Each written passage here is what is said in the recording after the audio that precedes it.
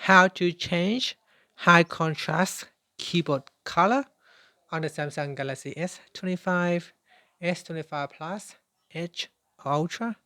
First, tap on the home button to return back to the home screen. And from the home screen, swipe down at the top to open up Quick Settings. Now from here, tap on the settings icon. Then in the settings page, we scroll down and tap on accessibility. Next, tap on vision enhancements. Then we go down to the colors and clarity section. From here, tap on high contrast keyboard, tap on the left hand side panel. In here, make sure you tap on the toggle button to turn it on.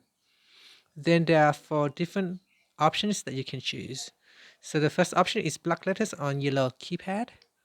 The second option is white letters on black keypad.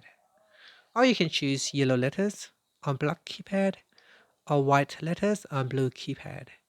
Select one of the available options. So select the one that you like to use and then tap on the back key, then tap on the home button to return back to the home screen. Thank you for watching this video. If you find it useful, please like and subscribe to my channel for more videos.